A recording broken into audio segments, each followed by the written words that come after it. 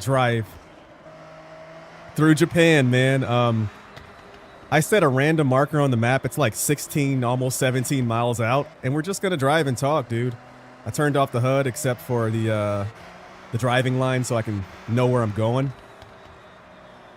I won't have music playing even though the game does have a streamer mode. I just want to be super safe. And also, I don't want to be distracted because the tunes are pretty good.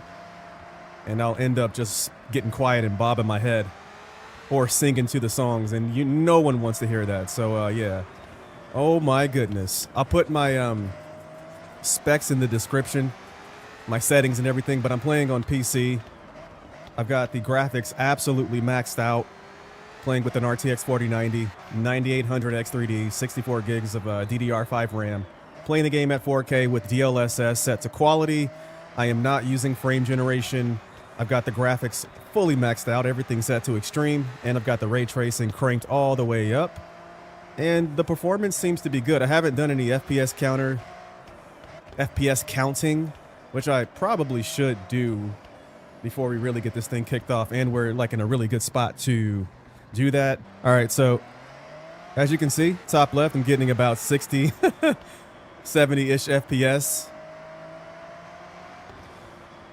I could definitely get more performance if I toned down certain things, perhaps set DLSS to performance mode, lowered some settings, but I'm not going to do that because even though I like super high FPS, I will say driving games feel all right when they're 60 FPS and above. I'm going to turn that FPS counter off though because I want to get immersed. All right, man, let's have a drive, dude. I'm playing with the racing wheel, which was a huge adjustment for me because I've never played Forza with the racing wheel, or to be clear, Forza Horizon games with the racing wheel. I've always just used a controller. I'm using a Logitech RS50, and it took me quite some time to really get it dialed in. I'm still figuring out the settings. It's part of the reason why I'm using this car, because it's definitely a car-by-car basis.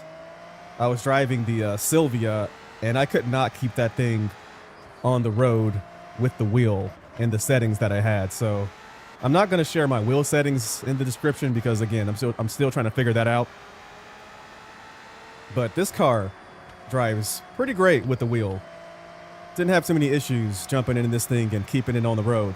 One thing I've noticed, too, is something I don't remember in previous titles, is the ability to do this. Drive without the steering wheel in the cockpit. Now, if you're not a sim racing enthusiast such as myself, you probably wonder why would you drive like that? Well, let me explain that to you. If you're sitting in a cockpit in front of a TV or a monitor, you've already got your racing wheel in front of you. And so you don't need to see this if you've already got a real racing wheel in front of you. So you would switch to this to just basically add to the immersion. Now, I'm not going to drive like this because I don't think it makes for